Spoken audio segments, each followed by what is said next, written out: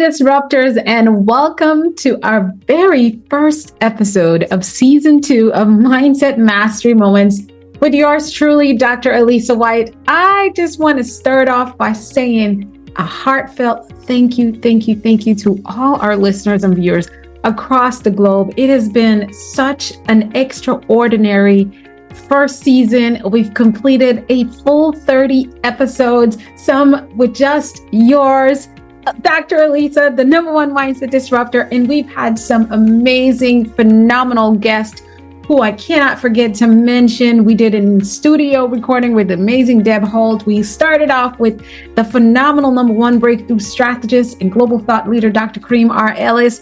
We hosted Dr. Eric Recker. We've had Miles Threat, Akeem Shannon, Charlotte, she is also the wellness coach. We have just had phenomenal episodes that I have literally enjoyed listening to myself and benefited so much from the exponential growth in my personal and professional life. And I have to say to all of you, thank you for your support, your enthusiasm. Yes, we have come to a place now where we're over 10,000 downloads per month, and that is phenomenal. I am personally grateful that you keep joining us week after week, and you're here with us for Season 2. Yes, our team has grown. We are brought in editors, and we've done some exciting things for Season 2. I'm just blown. We are continuously, it's only been 9 months, 30 episodes. We're continuously in the top 100 space on Apple Podcasts, which is humbling. We are also top 1% podcast in the world for over 7 months now. It is phenomenal. Out of almost 4 million podcasts, we rank in the top 1%.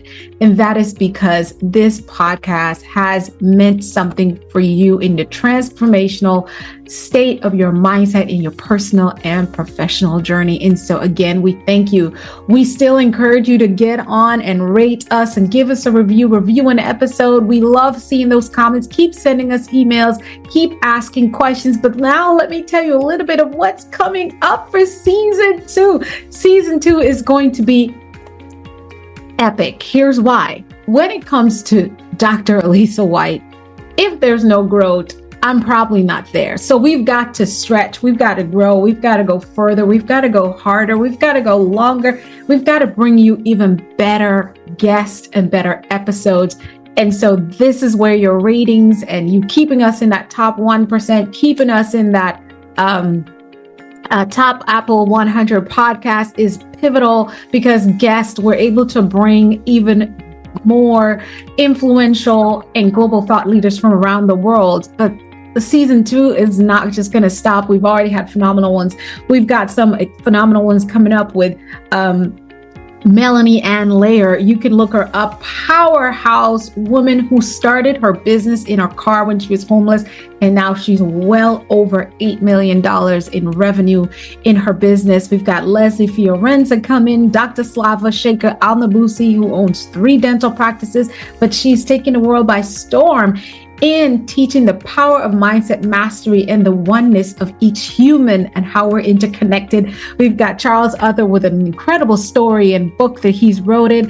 Christopher Volk, a multimillionaire coming straight off of the New York Stock Exchange, multiple commercial property investor. Keisha Hickson, who has a phenomenal story of overcoming the mindset of fear and dealing with life-threatening illness and now pivoting and being a global thought leader and influencer. We've got a special episode with Arash Vusagi, who is right here in the Phoenix area, another impactful global thought leader. He will bring the power of mindset and how to bring that millionaire mindset. We've got my dear friend and sister, Janae C. Walker, who is a top sales strategist around the globe. And then my sister, Nina Zapala, who is just powerful on bringing mindset, travel, and spirituality into oneness. And then we've got Bakari Jambor, another one of our leaders in the Mindset Mastery 360, who is going to teach us that we are what we think about.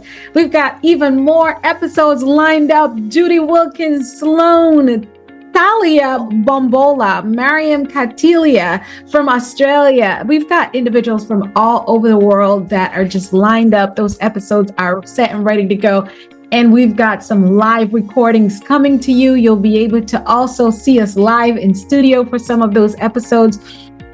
We also have the privilege of bringing you a special series. Yes, there will be more episodes per week, at least 2 coming up in season 2, where we will have limited edition episodes coming through. We will be doing them they will be called specials, and you will be getting 10 episodes of me and phenomenal co-host, some of my very dear friends and business leaders from around the world. So get ready. It's going to be epic. Listen, continue to like, subscribe, share the podcast, let us know, and keep sending your questions to info@alisawhyte.com. Yes, that's info, and a member of my team will get those questions over, and we can plan episodes around your thoughts, questions, and ideas. And if it's strictly for a guest, we will forward them over to you, and they will connect with you and answer your question if it's not answered live here on the podcast. So we're going to be having so much fun. Leadership, resilience, growth, personal and professional growth. Stay tuned for a season filled with transformative content designed to help you lead the fulfilling life that you truly desire. But I just can't come with the excitement and the celebration. I've got to leave you with some gems. I've got to get your mind in shape for what we're going to do this season. One of the biggest questions I got inbox and in mail is many individuals seem to struggle with the concept when I continuously say you've got to connect with your true values and your core beliefs. So today I want to take this time for just a few minutes, because this is going to be a very brief episode, and talk with us about what are our true, what do I mean when we talk about values? I want to help us understand our values, our core values. You see, we will talk about beliefs, and we've talked about dismantling limiting beliefs in the previous episodes, but I want to talk about values because it's so often confused. Let me say this to you. Values are fundamental beliefs. You see, it's another layer of your belief system. Values are fundamental beliefs that guide your attitudes and your actions. I talk about think, speak, do, become, right?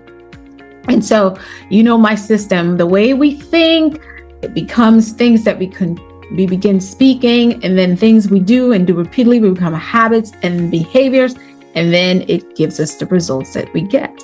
So values, again, if you're taking notes, help guide our attitudes and actions. They help us determine what is important in our lives, and it provides guidelines for how we behave and how we make decisions.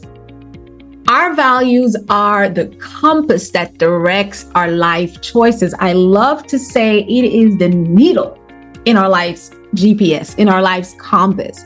So influencing, when we think about what influence everything from our career decisions to our personal relationships, it is going to be our values. And so many times we confuse morals versus values. While it's so important for us to understand the difference between morals and values, think of morals like they're the systems of beliefs. They're the systems of beliefs. And it's not about right or wrong, but it's often taught by society and culture. So morals are a system of beliefs, and it can be sort of the right and wrong concept, which is taught to us by our society that we live in and the cultures and homes we were raised in. And morals provide us a collective sense of what is acceptable behavior. Whereas on the other hand, values are personal and internal. This is why I say connect with your true values and your core beliefs. Keyword yours, because when we think about morals, It's the external influences that's guiding us there, okay? So I want you to think of your values as principles that you hold dear and that resonate with your truest, purest self. While morals have a more social component, values are deeply personal and they're unique to every individual. Let me tell you an example. For example, I may have been raised in a Christian household where, and I'm going to step on some toes here a little bit, but this is my values, where I was raised that abortion is wrong. And I will tell you, by design, I believe that if God allows pregnancy, He intended for this human to come to life. And it is taking a life. But I'm not going to call anyone a murderer, because for me, my church and my religious belief says morally, that abortion is wrong. But Dr. Alisa believes, this is where my values differentiate with my morals, that it is someone's right to choose. So I remember being asked as a young girl, are you pro-choice? Is it pro-choice or I don't even know what it was anymore, but it was pro whatever, because I don't do bandwagoning. I literally, and as I got older and got into my 40s, yes, believe it or not, I've been around for over 4 decades. I'm just like, I don't do any of these things. I have my own values and my own beliefs. And my belief is that you have to answer to God for whatever you do, and that everyone has a reason why they make the choices they make. And I don't think that I should force my thoughts, and I don't believe the government should force their thoughts, or any religious entity should force their thoughts and their beliefs on anyone. But if you accept those morals and you live by them and you own them as your values, then that's you. My value is that someone should have the right to choose. And why do I say that? Because I can't blanket everyone who's going to have an abortion into one pack. And I'm not trying to convince you. I'm not trying to have an argument with anyone who's pro-life or pro-choice. See, I remembered. I am pro you creating your best life. If you don't know that, then you don't listen to this podcast, and you should listen more. But that's my value. My value is that people should have the opportunity to make decisions based on their circumstances. And that is a value. So do you see how the morals and the value is? It's very, very different. So let's talk about how you can identify your personal values. If you didn't catch it, I want to go a little bit deeper. So identifying your core value is a very crucial step towards an abundant and fulfilling life. I promise you, it doesn't matter what kind of money I had in my account or didn't have in my account. Being confident about what I believe and what I value is the biggest, this is why I call it the needle in the GPS system of my life. And it is yours too. So to discover what truly matters to you has to be a priority. And reflect on it, moments in your life when you just felt your happiest and the most proud of yourself and the most fulfilled with yourself and your life. These are moments that will often highlight your core values. That means you're walking in a space of authenticity. You see, authenticity can only be there when you are in your core values and true beliefs. And so it's, even with this podcast, the way I'm able to bring you the real and be so authentic, and I believe I attract more people to my work and what I do, and I'm able to help more people because I am operating in authenticity by being as connected as possible with my core values. And so it is a journey, guys. It's not very difficult. Like I said, think about when you're happiest, when you're most proud, and when you feel most fulfilled. That's a telling sign that your value systems are in more play. And when you're miserable, feeling defeated, unaccomplished, or dissatisfied with your life, it's because you're probably faking the funk a lot and you're living according to societal morals and norms. Now, does our morals coincide with our core values? Yes, they do. But there is a difference for many of them, and you have to let go of the societal norms. For example, think about a time when you felt immense joy. What was happening? Who were you with? What were you doing? You see, the answers to these questions can reveal values such as how you feel about family, creativity, or achievement. Another way to identify your values is to consider what makes you proud. What accomplishments or experiences fill you up with pride and joy? You see, these reflections can point to values like integrity, perseverance, or kindness. You see, I always tell people that I remember, people saying, and I made a post about this on my social media, you're so kind. How could you be so kind and patient and forgiving with your ex-husband or, that individual who hit you on the head? Well, I tend to say everything about how I operate and move in this season of my life is not about anyone else. So even when I'm giving and I'm over giving, it's obviously because it's filling something in me. And I want to bet you too. It's filling something in you. So we as humans are inherently self-full. I don't like to use the word selfish because there's negative connotation. We're self-full. We're always seeking ways to fulfill ourselves and feel fulfillment. So why not go all out on your values? So let's talk about how you can apply your values, your core values to your life. Once you've identified your core values, and we can talk a little bit more like that, just get on a call with me. Let's talk about it. I even have a full replay that's available on my website that you can absolutely download for free. We'll talk more about that at the end. But once you've identified your core values, the next step is to align your core, all your goals and your daily decisions with them. Here's the thing. Earlier, we talked on Valentine's this year, 2024. I did an episode. You can go back and listen to it. And I talked about using your, and that's where a lot of people are like, what are my core values? How do I find them out?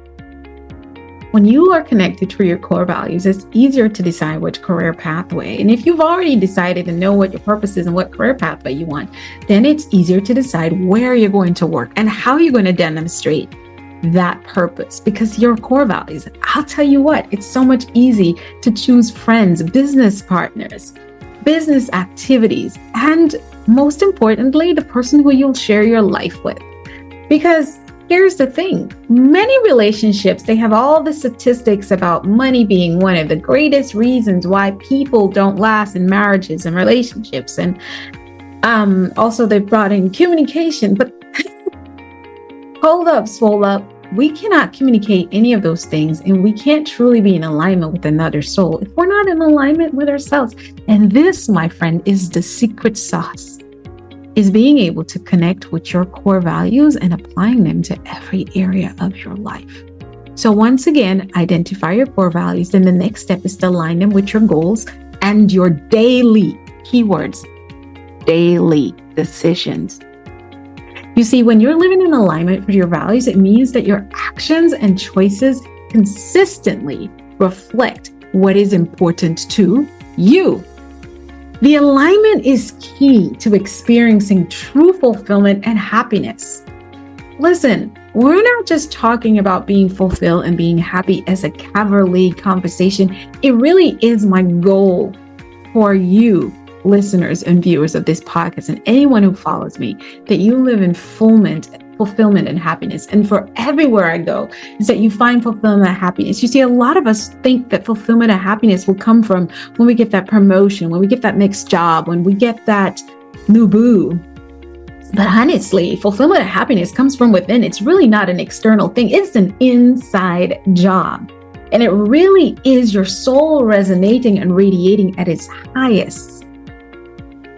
So let me give you a few practical techniques on how you can help yourself maintain alignment with applying your values in your lives. Number one, read your values daily. Once you make that master list, and let me give you some examples what those lists looks like.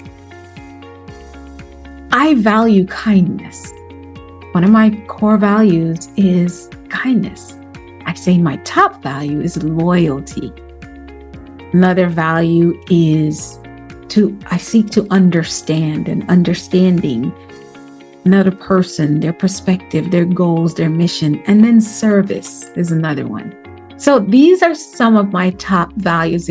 You're going to come up with a list of over 60 if you keep going, but then you're able to narrow down to your top values. So I want to encourage you, make that master list and read your values daily. Keep a list of your core values where you could see them. Get a book, a notebook, even if it's this small. And listen, I use my phone. I have some masterful note-taking systems in my phone that I use and I can go back to anytime. So keep a list of your core values where you can see them every day. Reading them regularly will keep them top of your mind and help guide your decisions daily. And then the next one is set reminders. Use reminders or affirmations that reinforce your values throughout your day. You see, these you can have sticky notes in your bathroom, because here's the thing. You want to get in the habit of practicing and letting your core values lead you. So for me, I'm a little bit more natural about them. I can tell when I'm in a situation that's conflicting with my core values. You want to know how I know? Because I either get very sad, upset, angry, passionate. You can tell when I'm in a space of conflict. I can tell. You might not be able to tell because I'm a little bit more controlled now. And I start to feel that boiling sense where it's complete conflict, or that uneasy, dissettled feeling when I'm in a more calmer situation. And when I know that I can recognize, I'm like, okay, the reason you're having issues right now is because this does not sit well with your core value. For example, if I saw a person yelling at their child and saying demeaning words to them, that's disrespecting the human spirit in that child. While that child may be climbing the walls, you should get up and go assist them and have a conversation with them about safety, not yell at them, you're going to fall, and if you bust your head, it's just good for you. That's a conflict to me, because it's just a conflict. So I've learned, because first I look at someone and give them the stink eye, as I would say, and be like, give them that look of disgust, which is more of judgment. And what I've had to do is learn to control that and not do that, actually, because it doesn't help anyone. And I could say, look over and be like, oh, little Johnny, you got to be safe, friend. And I don't even know the child. I'm just in a waiting room in the lobby. Safety first. If you fall, you might hurt yourself. I just go over and interact and show that mother or parent or caregiver how it might be a good way to talk to Johnny. And I could see the guilt, and then, I had this situation where I said, it's scary because if he falls, then I'm in trouble. But I did what I was supposed to do, was be the light I want to see and the change I want to see in that situation, right? So set reminders and use your reminders to do your affirmations. Reinforce your values throughout the day with yourself. If you're using sticky notes and alarms on your phones, visual cues in your environment will always help as well. So setting those reminders will help. And then thirdly is reflect and adjust them periodically. Periodically, I encourage you to just take time to reflect. What are your actions and decisions are truly in alignment with your values? One of the things my mother taught me very early was, before we said our prayers at night, she asked us to reflect on our day and what our actions might be. And she said, did you sin against God, right? Did you sin against, did you disobey any of the 10 commandments, right? And so that reflection process is so helpful for me. It's so natural. And there are times when I look back and I'm like, you shouldn't have said that to Jane. You shouldn't have said that to Miriam. You shouldn't have done this. You could have acted a little bit better in that situation. And because I am gentle with myself, I say, okay, I will do better. And I'm aware, it's self-awareness. I'm aware of the actions that I'm doing and how it's not in alignment with me and who I'm asking to become and who I'm working on becoming. And there are times I've gone and apologized to people and they're like, what are you talking about? I don't ever remember. But it was not even about them. It was about me. So do the reflection and the adjustment where it needs to be with seeing that your decisions are in alignment with your values. If you find discrepancy, just make those adjustments and get yourself back on track. Don't be hard on yourself. Remember that personal values are unique to each individual, and they play a crucial role in shaping our life choices and our overall happiness. So by understanding, identifying, and living by your values, you can create a life that is authentic, meaningful, and truly fulfilling, my friend. You know what? Today, I want to say that you can absolutely find so much more peace, abundance, and fulfillment if you take the time up to connect with your true values and your core beliefs. Yours, not the morals, the values. Listen, just as a special, I'm going to put the link in the bio wherever you're listening or watching this, where you can go and you can absolutely watch a full masterclass that's called Core Values Reimagined. Yes, we have it. You can watch it at any time. It's available for you. It will be a one-time watch. So please, when you set the time and you choose a selected time when you're going to watch that replay, do that. And so we're excited to give that to you as a gift so you can dig in a little bit. But if you just use this episode, it will be enough. And please, sharing is caring. Help the people in your life, because when you are connected to your true values and you are living and walking it, and your spouse and your friends are doing the same, can you imagine the level of beauty and authenticity that will flow in your relationships? And so thank you for joining me today on this journey of self-discovery and empowerment, as always on Mindset Mastery Moments. I'm excited to continue helping you explore transformative topics with our next season that's right here. Don't forget to subscribe, share this episode with someone that you might benefit, and stay tuned to Mindset Mastery Moments. Until next time, keep thriving for your highest potential. You can do it. We've got you here, because success starts with how you think. Everything begins with thought. Thank you so much for listening to Mindset Moments. I am yours truly, Dr. Alisa Whyte. Be sure to tune in next week for another empowering episode. Follow us on social media. Let us hear your feedback. And remember that you are the gift and the change that you have been waiting for. Make the decision, change your mindset, and put your actions behind it. Have a wonderful rest of your day. We'll talk to you soon. Bye now.